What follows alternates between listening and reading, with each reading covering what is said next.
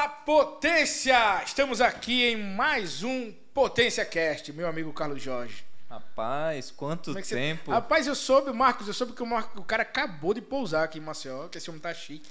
Eu não entendo que esse homem é o desempregado que mais trabalha no Brasil. Fazendo uns bicos aí. Porque esse cara tava em Vitória, é uma vitória. Esse homem já é uma vitória, né? Pro Vegel ele é uma vitória. Vamos ver de Vitória, passou aqui, pousou, tava só vendo nas suas redes sociais. Cara, e aqui, começando do zero, né? Rapaz, isso aqui é um projeto chamado Casa Zero em Recife, que é o maior ecossistema do terceiro setor que está remodelando. Qual o nome do cara desse projeto que eu vi hoje lá? O Fábio Silva. Fábio Silva, queremos você aqui, viu? É. Vamos intermediar isso aí. Ele construiu um shopping social lá com um aglomerado de várias organizações sociais, iniciativas hoje que tem influenciado até políticas públicas bem propositivas assim para a gestão pública, que é um impacto lá e vim de lá direto para cá. Vamos para cima. Putz. E esse episódio tem um patrocínio da Conect Automação, a melhor do mundo, que né? é uma empresa de elétrica, automação industrial que exporta seus produtos aqui de Maceió. Eu só tomo choque lá. Pro Brasil todo. E a gente tem um escritório agora lá em Ananindeua, no Pará. O pessoal do Pará... Não, nada de Calypso. O pessoal do Pará não gosta dessas comparações. Eu tenho que me segurar. Pessoal do Pará, um beijo pra vocês. Um beijo. Muito açaí com farinha e peixe. Você falou em políticas públicas. E por falar em políticas públicas, hoje a gente tem a honra de receber uma pessoa muito séria nesse programa, que a gente é muito sério também, né? Também. Vamos mudar até minha coluna. Minha esposa disse que eu tenho que mudar a coluna, que a minha coluna fica curvada, eu fico... Então, tô aqui. Hoje a gente recebe aqui uma... É porque é o peso do peitoral, seu peitoral assim, aí... Ah, deve ser isso, então, né? Então meio que deixa sem curvado. Obrigado. Hoje a gente recebe... Hoje a gente recebe ele, que é um gestor público aqui do estado, secretário da Fazenda e primo de qual grau que a gente não sabe ainda, de um ator de Hollywood, cara. Jorge Santoro, seja muito bem-vindo. Obrigado, meu querido. Satisfação estar aqui com vocês. Rapaz, eu gosto de começar... Antes de a gente entrar na esfera dos assuntos de história, que é o que a gente gosta de debater aqui, eu gosto sempre de fazer uma pergunta, Carlos Jorge. Aquela. Profunda. Pra você, quem é o Jorge Santoro? Rapaz, pergunta difícil, hein? Essa é já sem brief. A Daniela esteve aqui com a gente, inclusive... Beijo. Daniele. O episódio da Daniele foi muito bacana. Virou uma mentoria para quem é jornalista, cara. Você que é jornalista, está acompanhando a gente aí pelo YouTube, Spotify, procura aí Daniele Santoro. Que, aquela história das Olimpíadas lá. Cara, foi fantástico. O episódio foi fantástico. Inesquecível. E a gente também fez isso também com ela. Ela falou a mesma coisa. Caramba, não tem preparado. É bom pegar assim. Vamos lá, assim. Carioca, né? Filho de imigrantes italianos, meu pai jornaleiro, minha mãe foi lavadeira, né? Sempre estudei escola pública, né? Novinho, trabalhei em banca de jornal com meu pai, vendendo jornal, vendendo revista, e eu aproveitava e lia tudo, né? Aí ficava lendo lá as revistas, me atualizando, lia tudo, né? No Rio, isso? No Rio, capital isso. mesmo? Capital mesmo. Meu pai veio no fim da Segunda Guerra Mundial, vieram para cá, os dois, né, pai e mãe, vieram da mesma cidade, destruída pouco pela guerra, só que não se conheceram lá, se conheceram aqui, né? Caramba. Meu pai foi pequeno jornalista e vender jornal em trem no Rio. Caramba, né? Que história. E de lá eu estudei escola pública, depois eu fiz cursinho, fui ser militar, fui ser cadete da aeronáutica, eu queria ser piloto. Caramba, aí fui para Barbacena. Fiquei lá em Barbacena 3 anos, né? Imagina, com 14 anos de idade, você sair de casa, né? Vai para Barbacena. Estudei lá. Na época eu tinha passado também para a Marinha, passei para o Exército, passei para a Escola Técnica, acabei optando pela aeronáutica, eu queria ser piloto, né? Sonho em ser piloto, né? Engraçado, né? É top. E aí fui depois para Pirassununga e comecei a pilotar, né? Aliás, é um episódio interessante, eu nunca tinha voado de avião até então. Meu primeiro voo de avião foi só de ida, Carlos Jorge. Chegou lá em cima, o cara deu um pé na minha bunda, eu pulei de paraquedas. Ah, A minha primeira experiência no avião foi no Hércules. Vamos testar ele aqui. E aí eu pulei de paraquedas lá. Caramba. E aí depois eu saí de lá, né? Me formei em Direito, né? Não dava para aquela vida militar, era um pouquinho mais, diria, não enquadrado naquele perfil militar. E também não dava para ser piloto. Depois eu descobri que eu não nasci para aquilo. Cara. Eu era muito tenso, ficava nervoso, meu macacão torcia. Eu era magrinho, mais magro que o Carlos Jorge. Tinha 60 quilos, Carlos Jorge. É o meu quilo hoje, ó. Então tinha o teu peso. Tô desnutrido, viu? Tinha 60 quilos. Imagina. Ô, saudade dessa época que eu tinha 60 quilos. E hoje tô quase o dobro disso, né? Então, assim, é uma mudança, né, de vida. Depois fui ser advogado, né? E entrei para a carreira pública, fiz concurso, um monte de concurso. Aliás, eu fazia concurso toda semana, tinha um concurso para fazer, até ir melhorando de carreira, Sim. né? Fui passando. E meu atual cargo público de concurso, eu sou auditor do Tribunal de Contas do município do Rio, né? E de lá para cá eu exerci várias funções públicas, sempre na área de fazenda. Aliás, eu trabalhei minha vida inteira na área de fazenda. E um período de 3 anos eu trabalhei no Tribunal de Contas do município, né? E depois fiquei sendo cedido, né? E vim parar aqui em Alagoas, né? Para ser secretário de Fazenda em 2015, um desafio bacana. Saí do Rio, Carioca da Gema, mudar de casa, né? Então, assim, era um desafio. Acabei vindo para cá, para da Daniele. Sim. Porque eu estava meio brigado com o então ministro da Fazenda, Joaquim Levy. Eu fui adjunto dele, né? E aí depois ele me ligou, nem atendi a ligação. Ele falou, atende, fala com o Joaquim. Aí eu falei com ele. Aí ele me disse que tinha uma missão para mim aqui no Nordeste, no Norte do país, que ele falou, nem no Nordeste, né? Que ele é todo misterioso, né? E aí acabei vindo parar aqui em Alagoas, que é uma experiência bem diferente, bem legal. E aqui a gente está podendo ver assim, o resultado do trabalho, dá algum resultado, né? De poder ver a política pública mais próxima, né? Num estado maior, como Rio e São Paulo, você fica muito mais afastado, né? Porque como é muito grande e você não vê tanto a repercussão como você vê aqui. Sim. Né? Então eu acho que isso é um diferencial aqui. Mas sou marido, estou casado, tenho um filho que agora está fazendo mestrado fora do país, estou com saudade, está 5 meses sem ver meu filho. Caramba! 5 meses, está em Lisboa fazendo mestrado. Se formou aqui na UFAL, Direito, aí aplicou direto e já foi fazer o mestrado. Ele é bem dedicado, estudioso, né?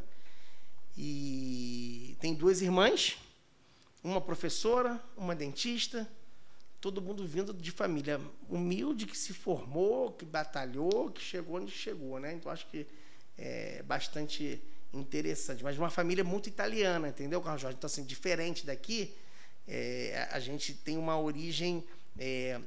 meu pai, minha mãe falavam italiano, meu avô falava italiano, então a reunião na casa do meu avô parecia que a gente estava numa briga, né? Imagina italiano, todo mundo Mamma mia! Aquela discussão. Como é que desculpa aí, viu? Mas peraí, a gente tem um momento do nosso host que é bilíngue, né?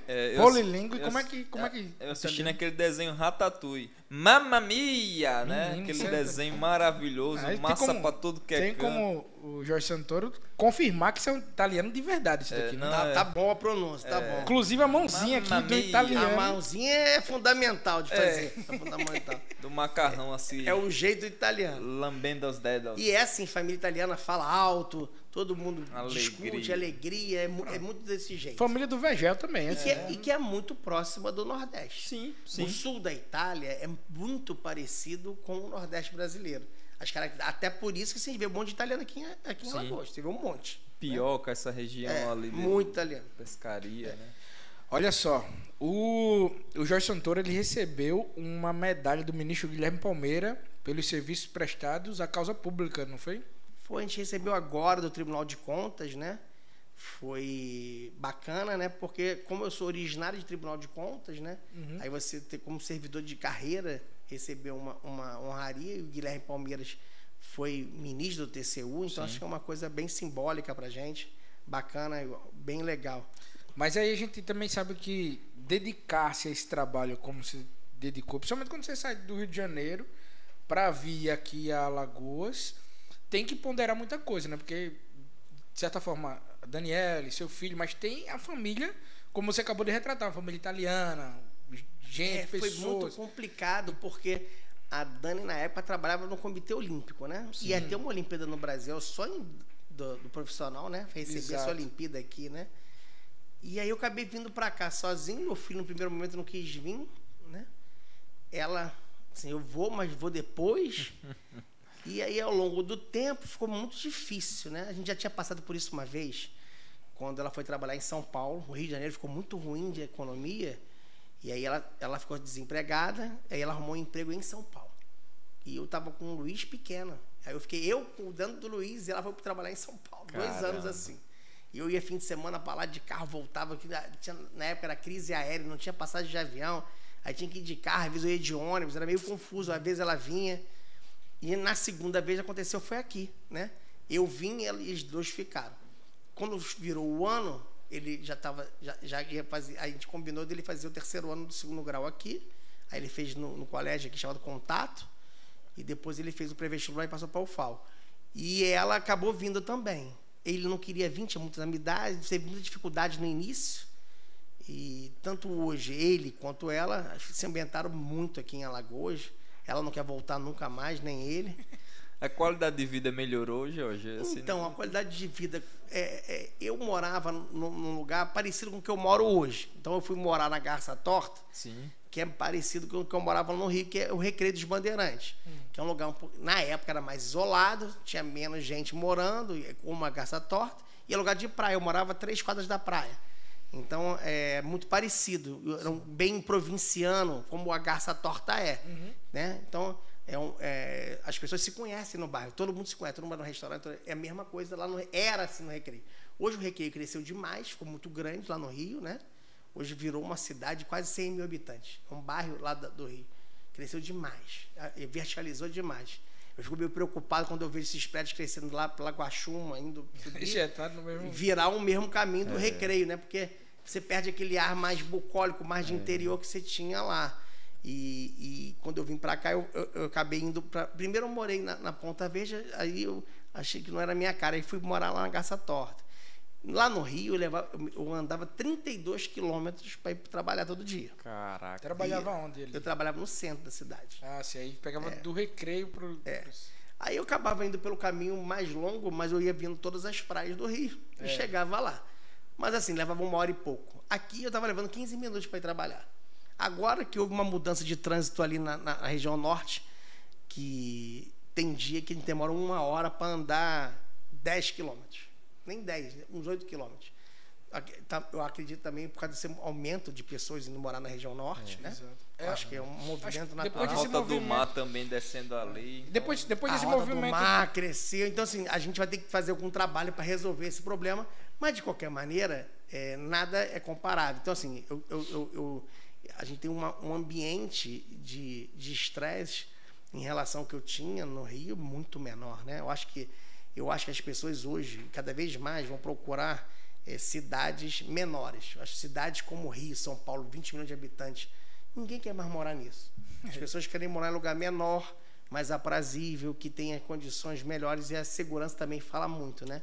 Então, essa questão da segurança pública tem melhorado aqui em Alagoas, a gente está com melhores condições, eu acho que isso ajuda até o ambiente. Eu nunca me preocupei com o meu filho andar aqui, em Maceió. Nunca.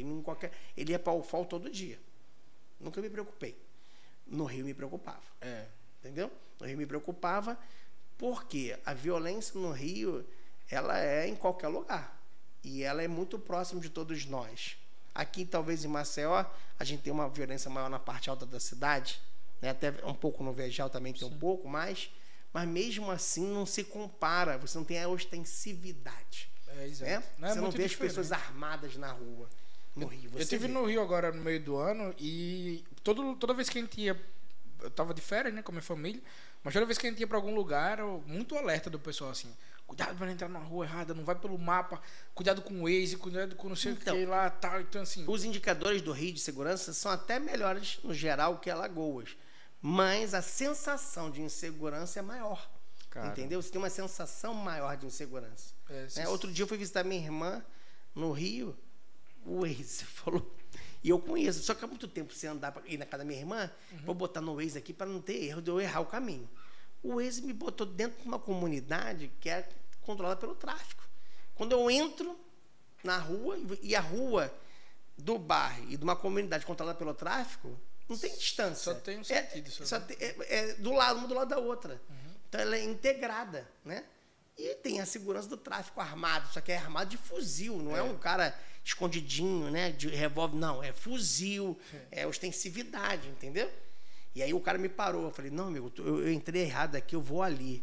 Aí, não, tudo bem. Aí o cara me guiou até lá. Mas, assim, você não pode ter medo, não pode ter... Numa situação dessa, de risco, você não pode fazer gestos, porque o cara está ali defendendo o ponto dele de venda do tóxico dele, entendeu? Então, assim, é uma situação ainda que a gente, aqui em Maceió, eu não consigo vislumbrar isso. Eu já andei essas rotas todas aqui em Maceió, até a gente sabe que algumas dessas rotas tem tráfico. Eu já tive um caso que aconteceu comigo, mas não tem ostensividade. Sim. E essa violência não é visível assim. Pode até acontecer, mas ela não é como no Rio, em São Paulo, né? Então, você vê isso mais próximo de você e o ambiente é muito ruim. As crianças, às vezes, não vão ter aula, porque tem tiroteio. Tem tiroteio o tempo inteiro. Aqui você não... Eu tô aqui há 8 anos, eu nunca ouvi falar de um tiroteio. Mas tem. Eu sei que tem. Sim. Mas não mas é bem lá, menor, lá bem no menor. Rio tem até site onde é o tiroteio acontecendo. Assim que eu cheguei no Rio, assim que eu cheguei, foi para casa de um pessoal que a gente conhece em Pinelinha Vermelha, esqueci. Se fala, passa pelo Galeão. Sim, ali é a Favela da Maré. Depois da Favela da Maré, tem um outro município que é colado ali, que é a região metropolitana. Sim. Do lado direito. Aí a gente foi lá, assim que parou, quando deu na hora do almoço, eu tava almoçando, começou. O pessoal, isso aí é tiroteio, tranquilo. E pro pessoal lá é bem tranquilo. Então, as cidades que são rota de tráfico, que tem a entrada de Porto Grande, a gente, graças a Deus, não tem isso aqui. Isso. Fortaleza tá assim. Outro dia eu fui a Fortaleza, tá assim. Pernambuco também tá mais assim. A gente, como a gente não virou rota de tráfico, então é mais tranquilo. Normalmente a gente tem um ambiente. Então, isso não tem preço. Então, as pessoas hoje, eu acho que cada vez mais vão buscar cidades menores, cidades do interior, cidades que não tenham esse ambiente, entendeu? Eu acredito que o Rio e São Paulo vão levar muito tempo para ter uma condição de uma cidade de mais tranquilidade. Acho que vai levar tempo. A gente tem um problema social muito grande e aí o tráfico acaba empregando milhares de pessoas, né? Exato. Então ele vira um grande empregador. Como ele é um grande empregador, como é que você resolve isso? Ou tem que dar oportunidade e gerar condições dessas pessoas terem outros caminhos, entendeu? Isso só vai melhorar quando a gente conseguir construir soluções para isso. Me diz uma coisa, 8 anos, né, que você está como gestor aqui em Alagoas já, praticamente, né? Daqui a 15 dias faz 8 anos. 8 anos já, ou seja, tem uma visão muito ampla da gestão pública em Alagoas. E aí você está falando agora de desafios, né? Que o Rio tem, São Paulo tem. Aqui em Alagoas, qual o maior desafio para a gestão pública, no seu ponto de vista?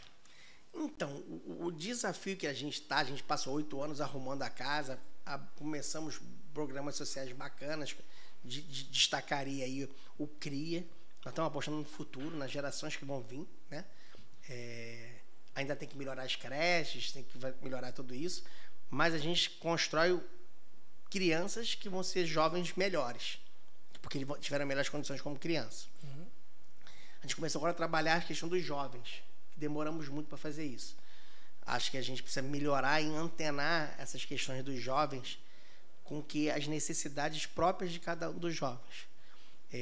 A gente acha, muitas vezes, que a gente, quando formula uma política pública, a gente acaba não ouvindo esse jovem, né? Não ouvindo o que ele precisa. A gente acha que nós sabemos o que ele precisa. Muitas vezes a gente não sabe.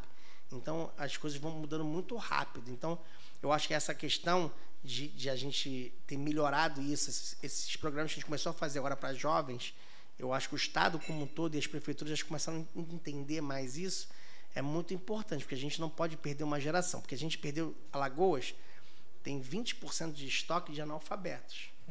Para resolver esses 20%, a gente pode até melhorar, mas demora muito para resolver isso. Então, a gente não pode deixar as novas gerações viverem o que eles viveram, né? Então, a gente precisa ter condições de melhorar a questão de educação e da saúde pública do Estado, né? Dos municípios todos. Eu acho que a questão da saúde pública é fundamental. Veja, tem alguns episódios meus aqui, para mim, muito marcantes. Em 2015, a gente foi fazer um governo no interior, lá em Porto Calvo. Tinha um senhor na minha frente para fazer o teste de sangue. Eu entrei na fila para fazer o teste de sangue, para participar do programa. Tá? Aí o teste do sangue do homem estava lá em cima, o açúcar dele. Aí eu perguntei, meu senhor, o senhor já fez exame, o senhor tem diabetes? Não sei o que é isso não, doutor. Mas o senhor já fez alguma vez exame de sangue? É a primeira vez que eu faço exame de sangue. Aí eu tomei um susto, né? né? Foi a primeira vez, ele era cortador de cana, primeira vez que ele fez exame de sangue. Aí você vai entender a saúde pública do Estado. A gente tinha aqui, no Estado de Alagoas, além do HGE, poucas unidades hospitalares no Estado. A gente foi construir agora no governo do Renan. Né? É suficiente? Não, eu acho que ainda não, porque a gente vai ter que melhorar ainda o programa de saúde da família em todo o Estado. Clínicas especializadas. Tem pessoas que têm doenças e morrem cedo, por exemplo. Pela falta de prevenção. Né? Prevenção. Por exemplo, não sei se vocês sabem, dados aqui de Maceió, a gente tem agora um painel de dados sobre as grotas. A gente conseguiu fazer isso com a ONU. Vai começar agora no VGEL.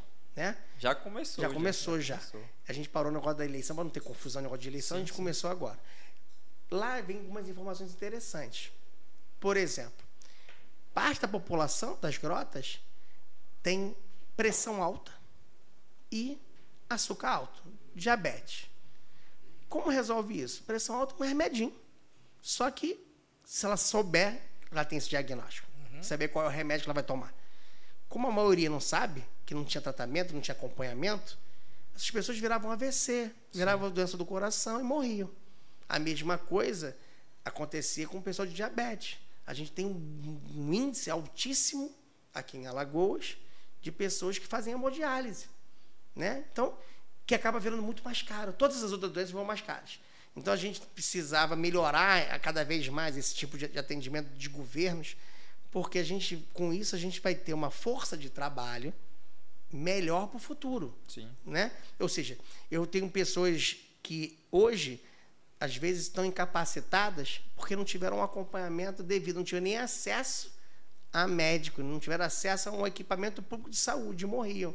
Então, o nível de idade que as pessoas morriam em Alagoas era muito jovem. A gente é um dos piores, por isso que a gente é um dos piores IDHs do Brasil. Piores não, a gente é o pior. Eu acho que agora no próximo IDH a gente vai dar um pulo. Por quê? A expectativa de vida da população era baixa. Por quê? As pessoas não tinham acompanhamento, não tinham lugar para ir. A prevenção, né? Dá para entender. A prevenção. A gente começou a construir isso tem 3 anos. Só que isso demora para dar resultado. Longo prazo. É longo prazo. Educação é a mesma coisa. Demora. Mas já vai aparecer resultado. Eu não tenho dúvida que no próximo DH a gente vai sair, depois de 20 anos, da última posição. Não tenho dúvida disso. Nós vamos sair da última posição. Só que a gente, para melhorar de forma estrutural, a gente precisa de anos e anos de boas políticas públicas. Ou seja, a gente precisa gastar bem o dinheiro. O que é gastar bem o dinheiro? É colocar dinheiro para quem mais precisa. Quem mais precisa? As pessoas que têm mais dificuldade financeira, que têm menos rendimento, menos renda. Ou seja, a gente precisa colocar o governo, os serviços públicos, saúde, educação, uma mentoria, Carlos Jorge, que tem dado um resultado interessantíssimo na educação, como vocês já fazem lá qual é o nome do programa lá que vocês jogam? No Manda Ver, você faz uma mentoria com os jovens. Só que você faz num grupo ali menor. Isso a gente tem a Secretaria de Educação dos estados, dos municípios, que tem que se modernizar e a gente pegar os professores, a gente começou agora o programa, de ter professor treinados para ele ser mentor dos alunos. Sim. E como um educador, um coach, que dê o caminho. Meu filho, não vai por aqui. Isso aqui não é bom para você. O melhor caminho é você se estudar, fazer esse curso aqui. Porque, às vezes, em casa, os pais não tiveram essa oportunidade e não puderam ter uma formação para orientar. Então, um professor, um profissional qualificado, ele faz diferença na vida dessas pessoas, desses jovens, para poder pegar pessoas jovens, com valores, com ideias, com criatividade, e consigam dar vazão a isso. Eu acho que a gente tem que trabalhar cada vez mais esse tipo de programa. Em alguns estados, a gente sabe disso, por exemplo, Ceará, são anos fazendo isso, né? De formas diferentes ou de um outro tipo de programa, mas são políticas públicas, não importa o governo que entra, são políticas de Estado, permanece. E assim a gente tem essa continuidade, você melhora as gerações que vão vir, né? E percebendo na sua fala, Jorge, a gente vê também muito o programa das grotas, esqueci, Vida Nova nas Grotas, né? Que copia muito Medellín, né? Tive a honra de ir para Colômbia lá visitar Medellín, e como o pacto social, né? Entre as agências, entre os poderes públicos, privados, entre o terceiro setor, a sociedade civil de forma geral, impactou socialmente. Por quê? O pior dado lá depois da fome era o da violência, né? O Pablo Escobar lá fazendo atrocidade, não respeitava nem o presidente, nem o ministro de Justiça, nem nada. E a própria população foi convocada, né, para oferecer uma solução coletiva dentro de todos esses agentes. Hoje você vê territórios como a Comuna 13, né, que era realmente assassinados, era uma tragédia social, centenas e dezenas diárias. Preto, né? Sim. Tudo para mostrar o luto, né? Sim. Impressionante isso lá. E hoje você vê um país realmente que ressignificou seus locais, né? Agora houve muito investimento, mas o essencial foi esse pacto geracional e essa sucessão de política de Estado, né? Independente do gestor público, independente de quem estava ali na cadeira, ia ter essa perpetuação. E a outra coisa positiva que eu vi muito lá foi a prestação de serviços públicos, né? Hoje, da favela à área mais nobre, a prestação do serviço é igualitária. Então, hoje o próprio cidadão, onde é que ele se percebe na diferença? No corte de renda. Então, mas ele também sabe em que faixa está. Qual é a sua faixa de renda? Ele diz 1, 2, 3, 5, ali ele já sabe identificar onde ele está posicionado ali pelo corte de renda, mas o serviço público de forma geral é bem prestado.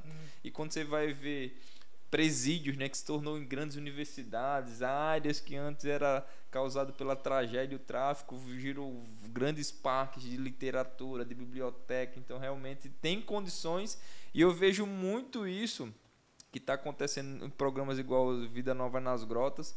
Essencialmente a gente vê também pela implantação das creches, pela área de lazer, de esporte, e outra coisa que é o conceito do parque linear que tem em Medellín, que a gente fez. A Grota do Cigano é o exemplo disso, né? Sim. Você sabe quem desenhou aquilo ali foi as crianças naquele softwarezinho Minecraft, né? Sim. Minecraft, isso aí. Elas que fizeram da comunidade. Elas que botaram tudo ali. E poucas pessoas sabem, eu nem sabia que existia isso. No início que eu casei, né, eu fui morar 1 ano ali na Grota do Cigano ali em 2000, e minha mulher vai ficar brava comigo, foi 2010 ali.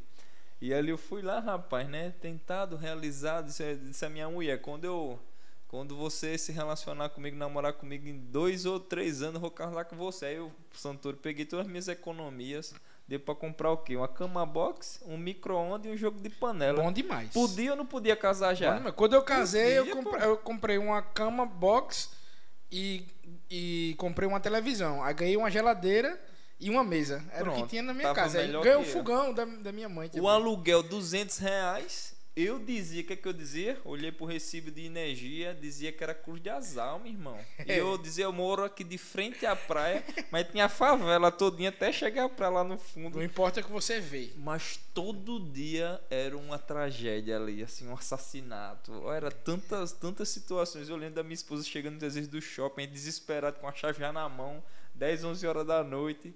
E os caras manipulando o território. E hoje, né, programas como Vida Nova nas Grotas, assim, cria uma conexão de desenvolvimento social, né, dentro da região. E agora, claro que houve uma intervenção direta, eu acho que com certeza orientado por indicadores, né, porque era uma problemática de terror mesmo, assim, as pessoas tinham até medo de acessar a região. Hoje você vê uma grande transformação, e como a política pública bem feita, né, e bem orientada também, com a participação do próprio cidadão, ela consegue ter um impacto integral, né, coletivo. A do Cigano, nas entrevistas feitas pela equipe, né, que a ONU Habitat contratou, né, a que fez o trabalho dessa parte de segurança pública de violência foi a Bel, daquele site que eu falei do Rio, que faz Onde Tem Bala Aqui, que é um dos sites mais acessados do Brasil. Caramba. E ela é uma pesquisadora na área de segurança pública, muito importante no Brasil, ela. E a equipe dela foi fazer... Ela trabalha numa ONG lá no Rio. Sim. E ela foi ouvir as pessoas, né? Lá na Grota do Cigano, havia relatos muito grandes dessa ação, como você está colocando disso, né? Dessa violência muito próxima. E ficou claro pra gente que ali tinha que ter uma prioridade diferente, né? Por isso que lá tem o parque linear, porque as crianças lá não tinham o que fazer durante o dia. E parte do tráfico estava aliciando essas crianças para o trabalho, né? Então, pensa só, gente, que nós temos aqui em Maceió, pode botar aí 30 mil, 40 mil jovens trabalhando para o tráfico. Infelizmente, né? Provavelmente. Ele é um grande empregador. É uma realidade dura, né? Você já tinha ouvido falar nisso? Já tinha ouvido falar? Isso. 30, 40 mil pessoas. Estou errado? Eu até, Jorge, complementando, eu até estava discutindo isso, né, com um grupo de pesquisadores. E eu dizendo, cara, agora imagina, infelizmente tem empresa por mal, mas a empresa que treina bem, o cara se fideliza entregando a própria vida ao negócio. Eu digo, imagina resgatar um jovem desse pro caminho da luz com a mesma obstinação, né, de transformação, de impacto e também de oportunidade na parte de geração de renda. Só tem a concorrência se o governo colocar a opção. Sim. Então o jovem precisa ter a condição de sonhar, né, Carlos Jorge? Verdade. O menino que está lá, ele tem que sonhar assim, pô, eu tenho condições. Aí pega o exemplo, né? Aquele ali deu certo. Vou copiar o modelo. Eu também tenho chance. Exatamente, concordo. Orientação, tá entendendo? Então, muitas vezes não tem uma família estruturada, mas ele precisa ter um apoio governamental para ter esse caminho para seguir. Para entender, né? Ainda precisa fazer muita coisa, Carlos Jorge, porque assim, faltou ainda o que você viu em Medellín, precisa melhorar. Vou dar um exemplo. Você sobe naquela escada lá na Comuna 13, né? Sim. Aí encontrei um brasileiro dando aula de capoeira. Chico, eu adoro capoeira. Aí eu vi ele lá. Eu não consigo fazer, não, mas eu adoro ver. Que pena. Aí eu vi um menino dando capoeira. Aí o cara, brasileiro, baiano. Como é que você está fazendo aqui? Não, eu vim morar aqui e vim trabalhar aqui com os jovens. Então, por exemplo, lá, o jovem não tem só a escola. Ele também tem a oportunidade de aprender um esporte, uma capoeira. Aí, em frente do cara da capoeira, ele estava dando aula na capoeira, aí eu vi uma fila. Eu e Renan Filho entramos. Sim. Fui curioso. Aí o cara estava vendendo um picolé. Só que não era um picolé comum. Era um limão congelado com uma birita dos caras lá. Só que tinha uma fila gigantesca. O cara gerou um pequeno negócio vendendo birita. Aí quando ele vendia birita, você via um artesão pintando quadro, vendendo quadro, cobrando quadro de $100. E vendendo para os turistas. Sim. Vendendo. Então, assim, você criou um ecossistema de empreendedorismo e, ao mesmo tempo, de capacitação para esses jovens, e eles conseguem ter uma remuneração. E lá você vê eventos, os caras dançando, né?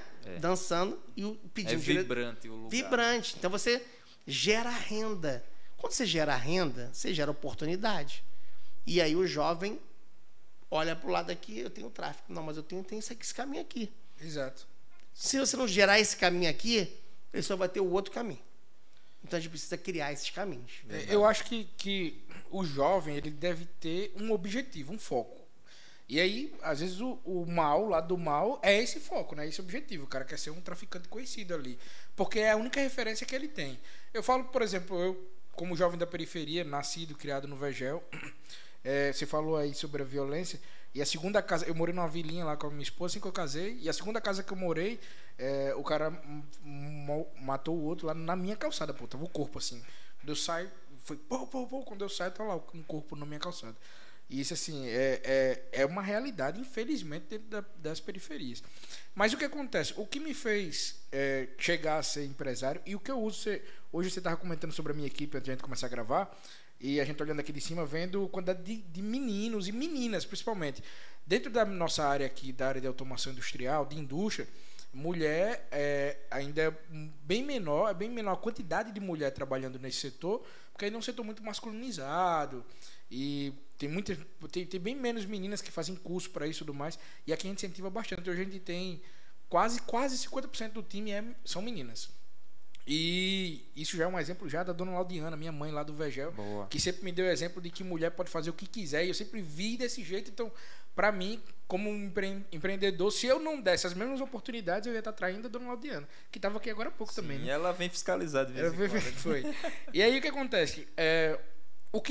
Eu falo para o meu time hoje em dia, a diferença entre eu e qualquer colaborador da minha empresa é a visão, só isso. Porque eu também fui jovem da periferia, também não tive nenhum dinheiro, também não tive zero de oportunidade, mas eu tinha a visão de que eu queria ser aquilo. Então, meu sonho de vida, eu queria ser empresário.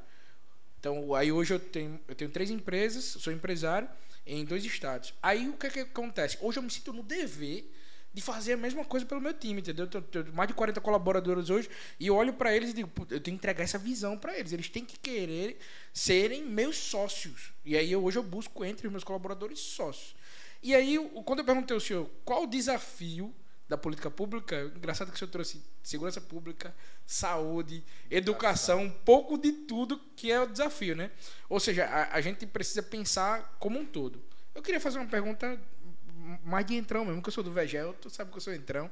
Vai amostrado. E aí, assim, sobre pensar em política, além da Secretaria da Fazenda, 8 anos como gestor, mas se surgiu uma oportunidade aí, prefeito, governador...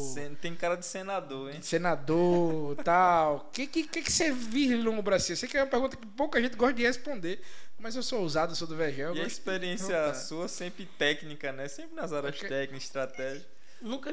Só me candidatei uma vez na vida, que foi para síndico do meu prédio. Só que me candidataram sem eu saber. Quando eu fui para a Assembleia, meu nome já era candidato e eu não sabia. Eu fui eleito sem saber. Foi a única vez que eu fui eleito, mas eu nunca me participei de eleição, né? Então, não me via nessa situação até vir para Alagoas, né? Porque aqui se respira política o tempo inteiro. No Rio de Janeiro, você fica muito longe disso. Nas cidades maiores, o governo não é tão importante, que o setor privado entra mais forte. Você nem pensa nisso, né? E que é um erro, né? É um erro porque acaba você perdendo a relevância, e aí a gente vê que há uma importância muito grande de ter bons governos, bons gestores, para poder melhorar a vida das pessoas. Então, aqui em Alagoas, o ano passado, esse ano, né? Acho que foi esse ano. O senador Renan me deu uma ficha para me filiar e eu acabei me filiando ao MDB. Então hoje eu tenho. Eu li a matéria sobre isso. Sou elegível a me candidatar, né? Eu sem me candidatar, tive essa é a última eleição, 8 processos eleitorais. Caraca. Sem me candidatar. E na última eleição, eu tive direito de resposta no programa eleitoral, sem ser candidato. Então eu já estou metido na política, né? Sem nem. Né? Eu querendo ou não querendo, e eu acabo entrando em polêmicas, que eu faço comentários. Isso. Prefeito hoje aqui, o JHC, ele me bloqueou, porque eu faço crítica, né, dos trânsitos lá da região norte. Faz parte, assim, entendeu? Dessa coisa, né?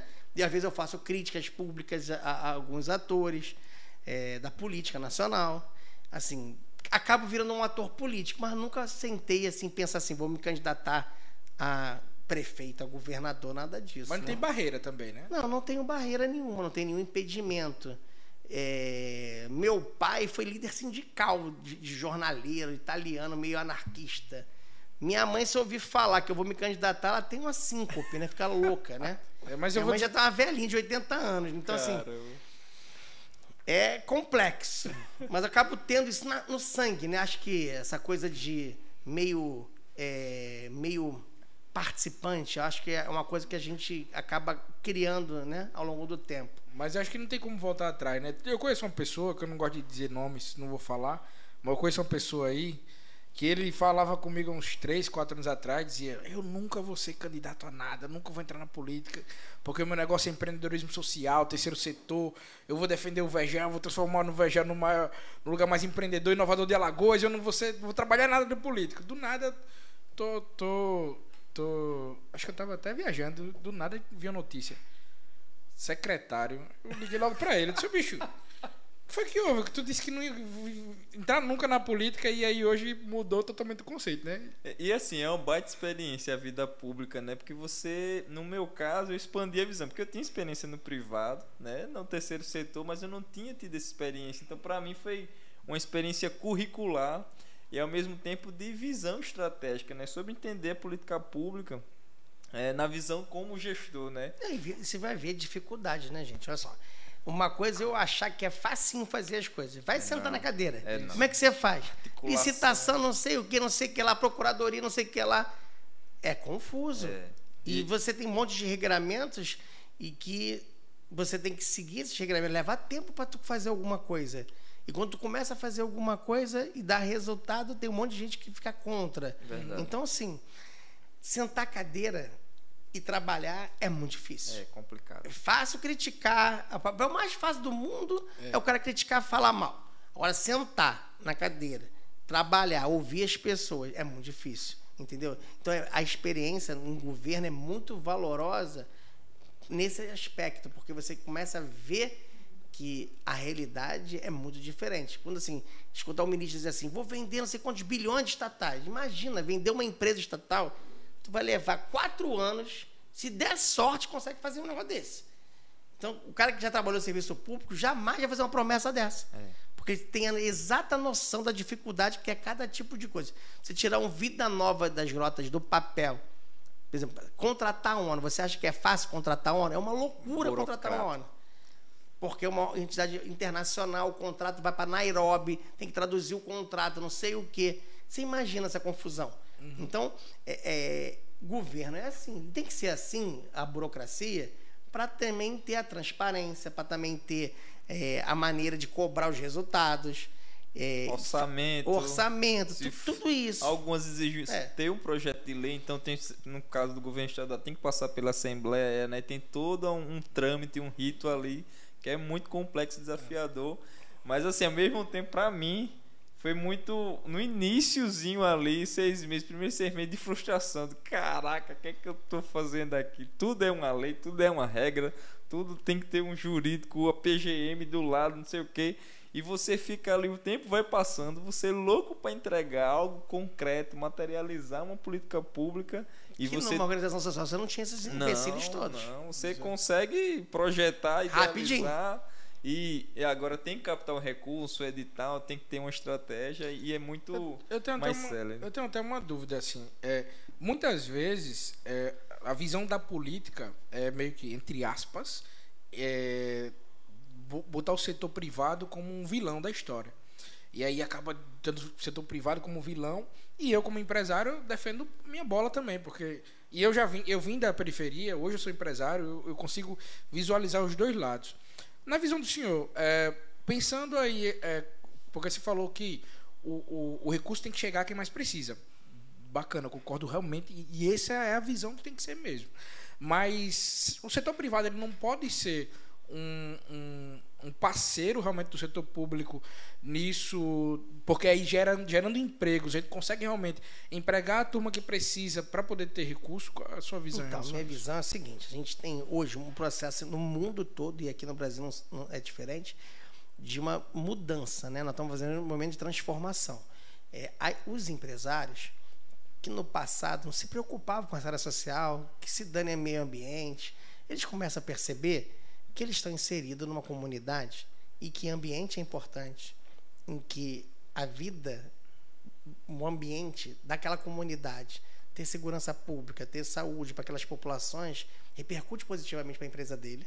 Né? Então ele começa a entender que ele é um ator social importante. Então quando ele está lá, abre uma fábrica dele, a comunidade ali do lado, ele não tem que se inserir nessa comunidade. Então os empresários estão começando a perceber que ele não é só para dar lucro, empregar. Não é só empregar. Não basta ser empregador. Ele precisa também ter a sua responsabilidade com a comunidade. E essa responsabilidade se refere a questões ambientais, a questão social, a questão de educação. Ele tem um papel na sociedade. Então, se ele está gerando lucro, é como você acabou de dizer, eu tenho que dar algum retorno para essa sociedade, de alguma maneira. Não que ele vai perder dinheiro com isso. Ele tem que construir soluções, e aí eu vejo muito as oportunidades que essa nova mudança, essa nova cabeça dos empresários trazem para o setor público. A gente faz parceria, isso pode ser de vários tipos, parceria PPP, concessão, tem vários instrumentos jurídicos para você fazer isso. Mas também tem a parceria de ajuda, de acolhimento, né? De pertencimento de uma sociedade.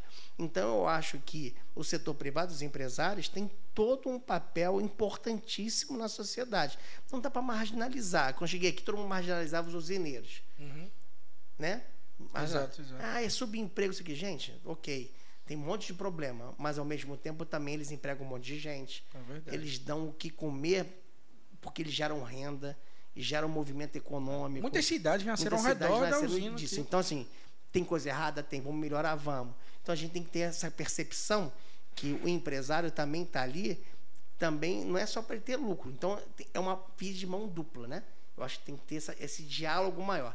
E eu acho que, ao longo do tempo, tem melhorado isso. Acho que os empresários têm trabalho. Um ano passado, aliás, vou até fazer uma nova campanha essa semana, o Frei José, ele até está internado, passou mal ontem, foi parar teve um AVC, estava sem dinheiro, né? E para pagar as contas do lar que ele cuida, que ele pega os acolhimentos todos, tem aí pela cidade. Casa de Rankines, né? Não, Casa de Rankines, não, é outra, eu esqueci o nome. Que ele faz o acolhimento de pessoas que estão doentes na rua, nos hospitais, e ele cuida. E aí estava assim, a gente fez uma campanha, um monte de empresário doou para ele, para ajudar, entendeu? Eu acho que tem essa solidariedade dos empresários e dar esse retorno para a sociedade. Exato. Eu acho que é importante essa percepção.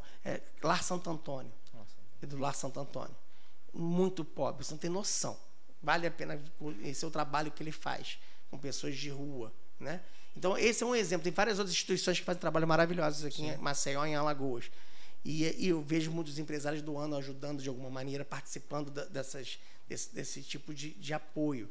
E eu acho que, além disso, eles também podem trabalhar com projetos de desenvolvimento econômico e que gerem novos empregos que façam um ecossistema disso, né? Sim. Eu acho que essa criatividade do setor público que a gente está precisando ter mais e gerar mais resultados.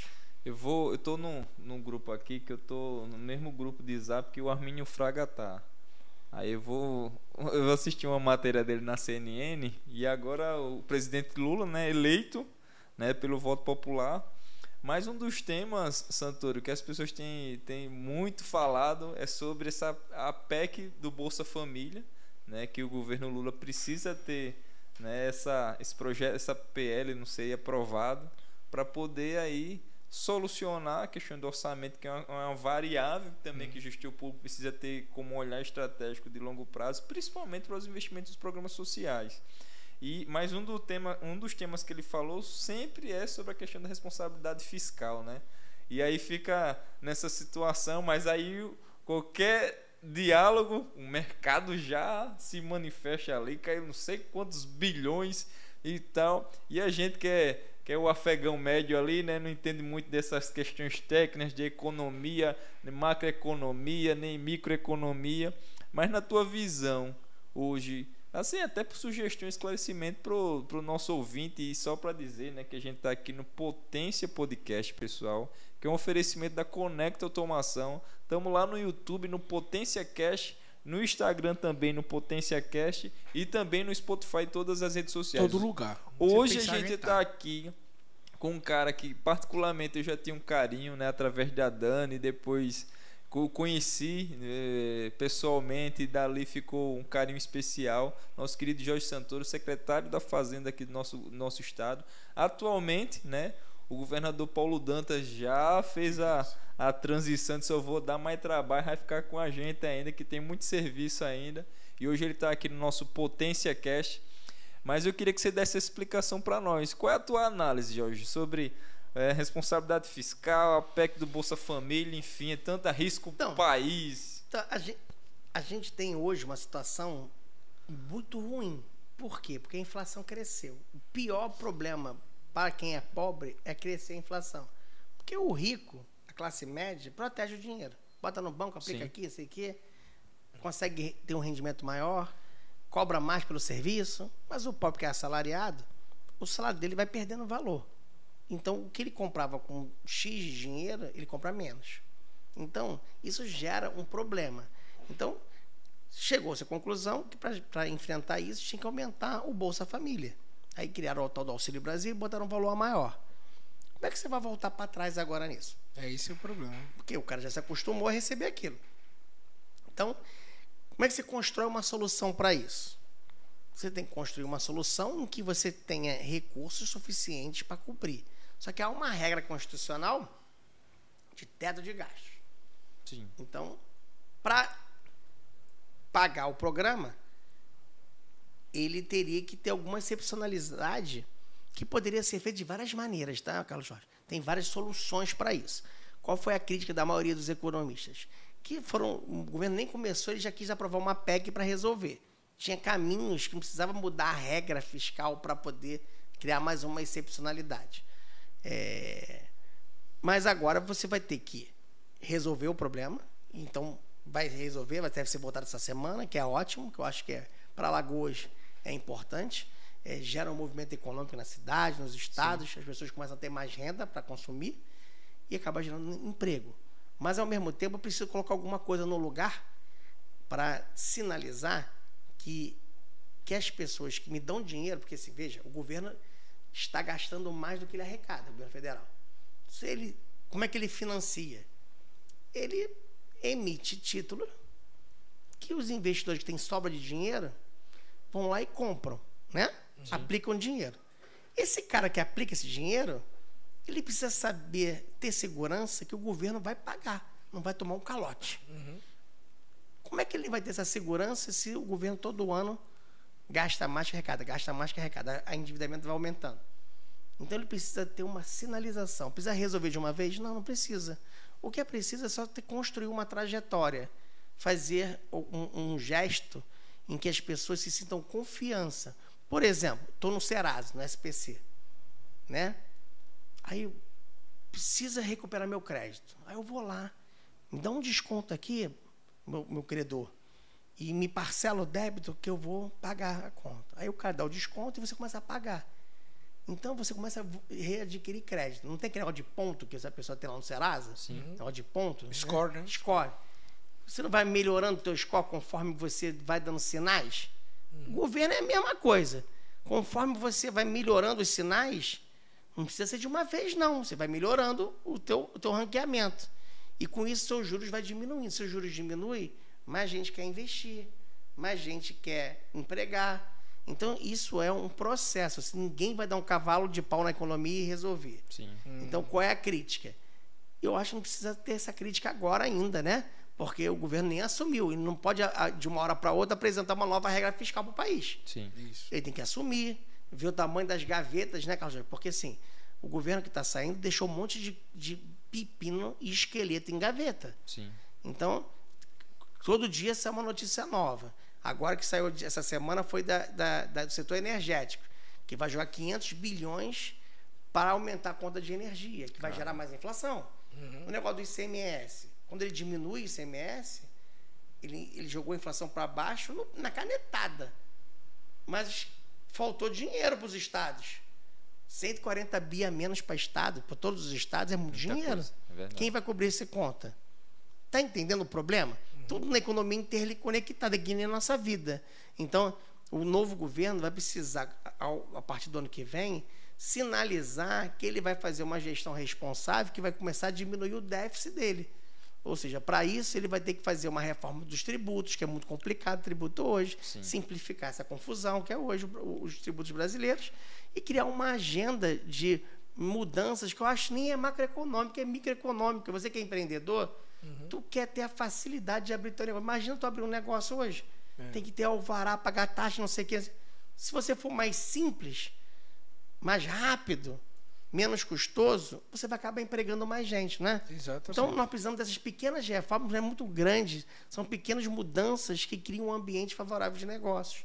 Só que você tem grupos de interesses no Congresso que vão discutir isso. Então, você tem que construir essa agenda de pequenas mudanças. Mas tem que ter agenda, Carlos Jorge. Se você não enfrentar uma agenda de mudanças, enfrentar alguns desses grupos de pressão, você não vai governar, você vai viver a reboque dos grupos de pressão e você não vai melhorar a vida de quem mais precisa. Porque você precisa ter dinheiro para colocar em quem precisa. Não precisa dar benefício tributário para quem não está gerando emprego, né? Eu preciso dar um benefício tributário para abrir uma fábrica para gerar emprego. Sim. Isso. É isso que a gente precisa fazer. Então, a gente precisa rever esses benefícios tributários que foram dados ao longo do tempo, que tem gente que não entrega nada para ter um benefício enorme. Verdade. Então, essas coisas que a gente tem que discutir, reais problemas que afetam as pessoas. ficar discutindo besteira não vale a pena, né? Verdade. É verdade. Eu até ouvi o Marcos Chola, que é o... Marquinhos, um beijo pra você, tá fazendo a comunicação da Câmara dos Vereadores, tem um cara em especial, um grande comunicador, Marcos Chola, eu acho que é assim, né, Marquinhos? Marcos Chola, queremos você aqui. Mas esse cara, ele diz, rapaz, ele assim, eu gosto de ouvir todos os lados e eu gosto muito de me inspirar e pegar fontes realmente que a gente confie, que tenha credibilidade, porque é tanta fake, tantos comentários frios e rasos ali pelo grupinho do Zap, que a gente muitas vezes não se aprofunda pelos grandes técnicos e teóricos. E aí ele dizendo, cara, o presidente Lula, ele já tem uma das habilidades, e é uma das principais que precisa para esse meio, é a habilidade política. Então, meio que o cara já é tão bom no sentido político que ele, antes de assumir o governo, amigo, articulação, já articulou ali. Agora, o mercado financeiro não tem respondido tão bem, né, ainda, né, por causa da insegurança. Eu sou investidor também na bolsa e eu vejo que as ações têm caído bastante. Eu, por ser um pouco mais conservador, quando eu vi que a tendência do governo Lula ganhar, eu vi que o mercado estava respondendo mal, já retirei uma parte do investimento. Mas você tem que lembrar de Warren Buffett. Ele disse que todo investimento tem que ter calma e paciência. Não, exato, eu não tenho esse desespero não, porque assim, o Lula é um grande articulador. Demais. Não tem nem dúvida disso. Mas o mercado está ansioso demais. E aí, normal, né? Tá mudando, tá apresentando os ministros. Exato. Não, muita fofoca, então tem que ter paciência. E nós estamos vivendo num mundo que os bancos centrais estão aumentando a taxa de juros. E isso faz com que o investidor comece a olhar não só para o Brasil, olha para outro país que aumentou os juros, entendeu? Então, assim, não é só problema local, tem problema mundial afetando. Sim, e a gente vai viver um cenário aí, o Armínio, nesse ponto ele é gigante, né? Ele tem essa percepção que o 23 vai ser muito difícil para o mundo inteiro. Vai ter uma guerra que não acabou, geopolítica, um problema de inflação no mundo inteiro e um aumento de juros no mundo inteiro. Exato. Então, assim, a gente está num momento delicado do mundo. Não é como o governo que o Lula assumiu, que o momento do mundo era melhor. Ele está assumindo num momento muito difícil do mundo. Variáveis, então a gente tem que ter calma e ter perseverança, que a gente vai sair dessa situação e vai criar novos caminhos. Eu acredito que o Brasil tem uma oportunidade gigantesca, porque ele é um país jovem ainda é jovem, ele tem uma população muito grande, ele é relevantíssimo na economia mundial e ele tem uma agenda ambiental e possibilidades ambientais que a maioria dos países do mundo não tem. Verdade. Então a gente tem um caminho, uma potencialidade muito grande, a gente precisa explorar isso. É muito recurso. E a gente é o celeiro do mundo, né? Também a gente alimenta as nações, né? O agronegócio muito forte, o minério muito forte. Lá no Pará, mesmo onde eu tô hoje em dia, cara, muito forte o minério, assim, é absurdamente forte e ainda tem muito a se explorar. Sim. É muito interessante isso. Ou seja, é um país cheio de recursos, né? Inclusive, Lula, queremos você aqui também para conversar com a gente. Venha cá falar com a gente. Depois depois que você pegar os foi diplomado diploma, hoje. Todo mundo dizia que o cara não tinha diploma, nordestino não tinha diploma. Ele quer vir aqui tirar um dia ele falou aqui a última vez que ele veio aqui pra gente, ele falou que quer dar um mergulho aqui na praia de férias. Pronto, e a gente leva o podcast onde você estiver. A gente leva de canoa, não tem problema não. Vai lá, você tomando banho faz de rio. Faz um sururuzinho, aproveita você do lado ali, Jorge. Aí já faz uma confra ali com o podcast todo integrado lá. Eu acredito muito que assim, nós somos um país muito forte e o líder que a gente escolhe, o líder que a gente tem, ele sempre tem um desafio muito grande pela frente, né? E aí, o desafio é o quê? É conseguir manter essa estrutura toda e acabar de uma vez por todas com essa, ou pelo menos diminuir essa polarização, a gente começar a entender que nós somos uma nação, cara, assim, tem que se ajudar, tem que contribuir, pô, o líder, ótimo, caramba, vamos lá, vamos líder, vamos junto, vamos todo mundo junto. Eu acho que a gente precisa pensar nisso como país, como estado, como município. Mas eu acho que um dos pontos positivos de forma ampla assim, foi que a participação do cidadão nesse processo, né? Mesmo muitas vezes assim... Polarizada, né? Mesmo polarizado, mas assim, como o cidadão tem se preocupado, né, com as questões sociais, políticas e tido uma participação mais efetiva, independente do seu lado ideológico, né? Claro que eu respeito todo mundo, de qual partido de campo ideológico, então é muito bonito assim ver com a participação social da população, como ela tem se preocupado com o seu país. Mas eu queria lhe fazer uma pergunta para o professor Cícero Péricles, né, nosso querido economista aqui de Alagoas. ele sempre ativa e potencializa, né? Seja sobre seus ensaios de pesquisa e tal. Na sua concepção, Jorge, qual a vocação de Alagoas na questão econômica, assim, que você vê que tem um potencial de desenvolvimento econômico, científico, energético, não sei, assim, onde é que você vê o estado de Alagoas, dentro de toda a sua experiência pública, também política, né, em outros estados? Sei lá, a gente chegou no lugar ideal ou existe um lugar de potencial onde a gente pode chegar ainda nesse estado? Vou dar uma resposta não usual. Vá. Tá? Um exemplo. No programa lá da ONU, teve um concurso para fazer filmes no meio da pandemia. Um garoto pegou um celular desse aí, bem ruinzinho, fez um filme no celular, editou, não sei como é que ele conseguiu fazer isso, editou e ganhou o prêmio de melhor filme. Caramba. Não foi câmera, não foi nada, foi um celular de segunda linha e fez um filme. Olha o potencial criativo e de potência que a gente tem na população de Alagoas. Então, a gente tem que investir nas pessoas. Então, a gente criou um centro de inovação tecnológica, que aí tem tal do Surulho Valley, que é uma ponta de um grande iceberg. Exato. E aí, como é que isso é? Eu fui agora ver programas em Penedo, uns meninos programando lá no tal de Oxitec, que é um programa do governo. Sim. Silvio Bulhões, um abraço, meu amigo. Inclusive, eu convidei ele para cá. É em impressionante dezembro ele disse que estava bem corrido, mas em janeiro ele vai estar aqui com a gente. Passei aqui na sua empresa, tava todo mundo aprendendo ali, um monte de jovens ali aprendendo coisa tecnológica de automação industrial. Vi ali Siemens, não sei o que, uns quadros. Então, assim, eu acho que esse é o futuro. Pegar os jovens, usar a tecnologia e a gente ser um grande celeiro tecnológico do Brasil. Eu acho que nós temos um potencial enorme. Exatamente. Nesse seara. O tradicional, Carlos, é turismo, a agricultura do estado é muito forte, a gente tem uma área que vai crescer muito nos próximos anos, que é a área de petróleo e gás. Opa, vou anotar isso aqui. Nós estamos falando de uma empresa que comprou a Petrobras aqui, que vai explodir de crescer aqui nos próximos anos do estado. Então, a gente tem um químico e plástico. Químico e plástico muito forte. Conecta e vai lá. Petróleo e gás. Mas o que eu aposto mais é nesse potencial de inovação tecnológica, de empreendedorismo dos jovens alagoanos. E a gente precisa dar um aporte nisso. E programas como esse Oxitec e outros que façam esse treinamento em tecnologia, o muito mundo bacana. Hoje não tem.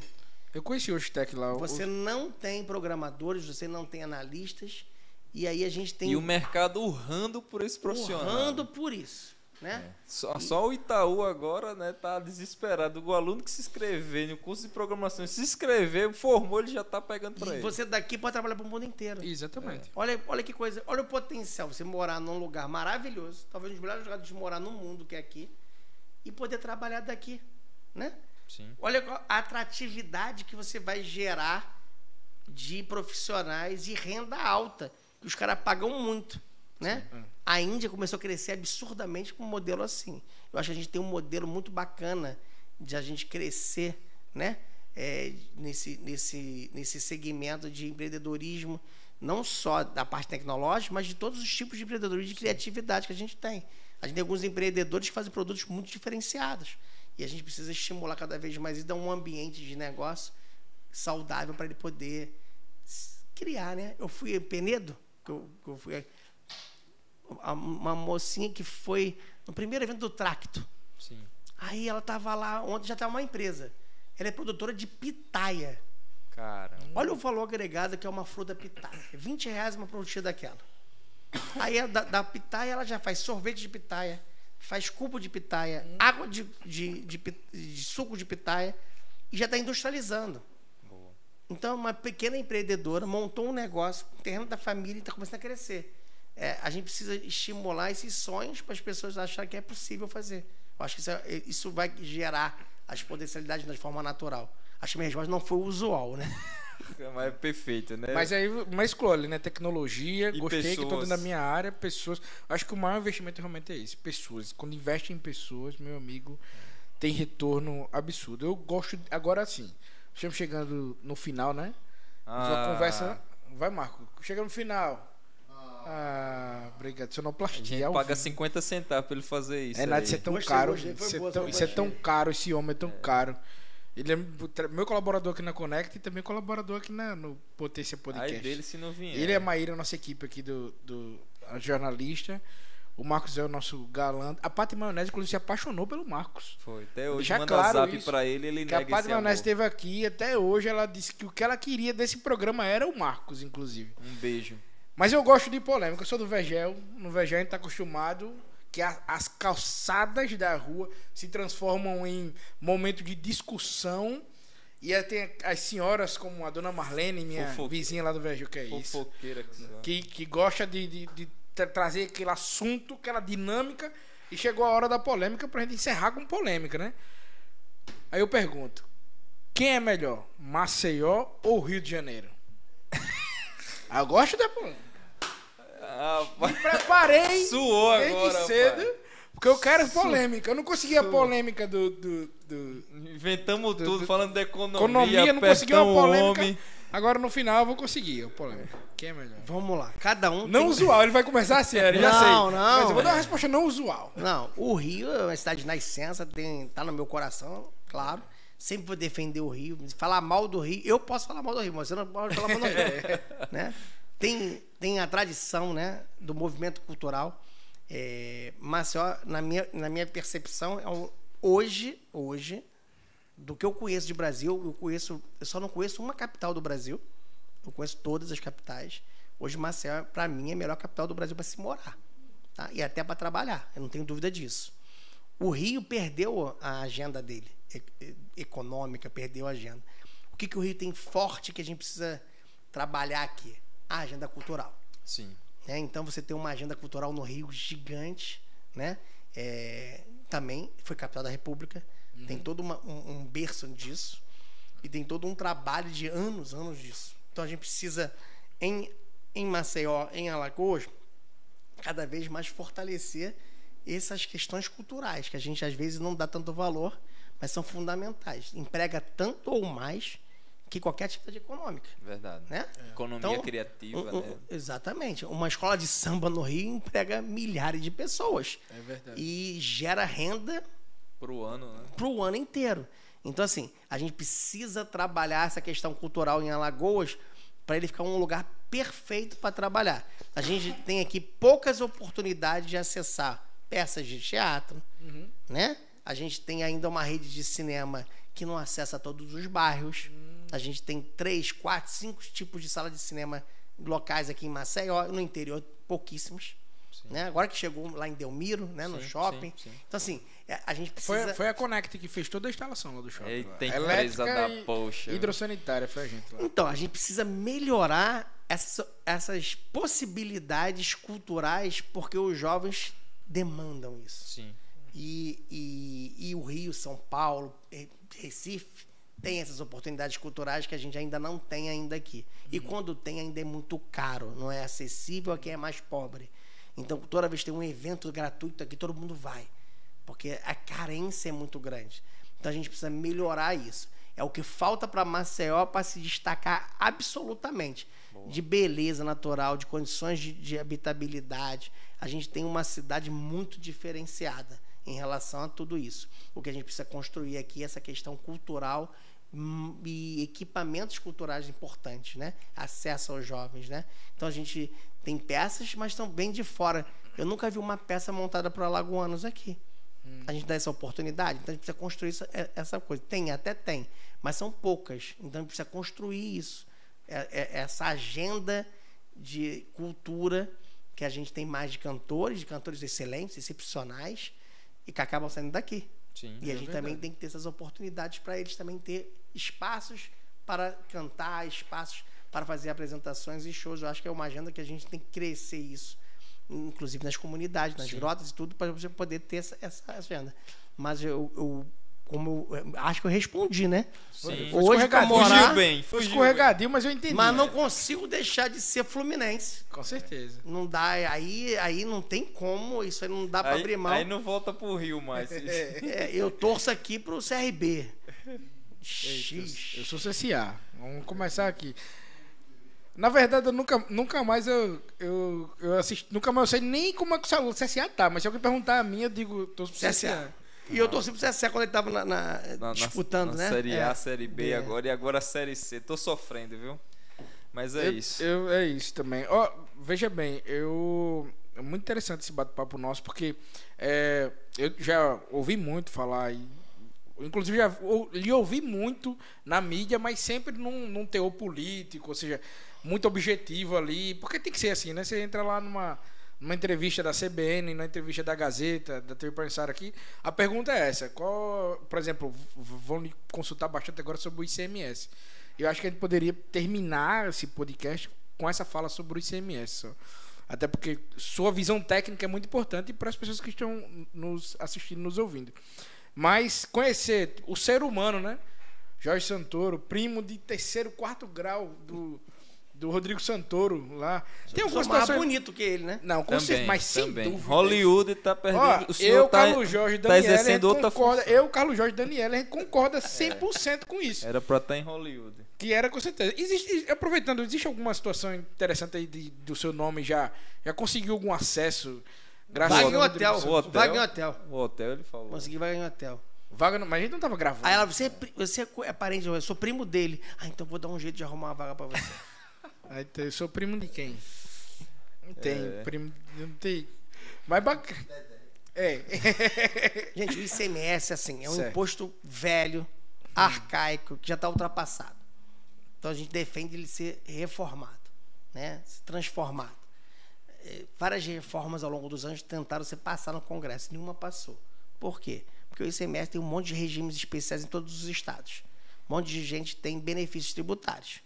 E quando você bota para uma reforma, mexe com um monte de interesses.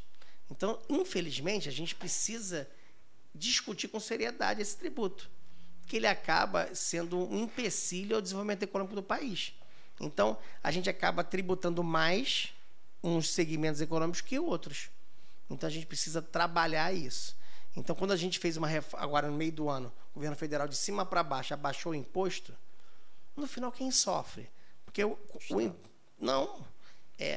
quem está lá na escola, né? Na área social, porque é tudo vinculado às despesas públicas, à arrecadação do ICMS, no caso dos estados e municípios. Sim. O município deixa de receber a parte dele. E aí a educação, que é em cima disso, diminui o dinheiro, diminui da saúde. Ou seja, eu tenho a despesa lá. Eu vou mandar embora os profissionais? Eu vou fechar o hospital? Né? Tem que cortar, o governo gasta mal. Concordo. Tem muito gasto ruim, mas quando você tira 25% da receita de um ente público, não há economia que resolva isso. Muita coisa, né? É muita coisa. Então, você acabou criando um Frankenstein. É um imposto que já foi o mais moderno do mundo, Carlos Jorge.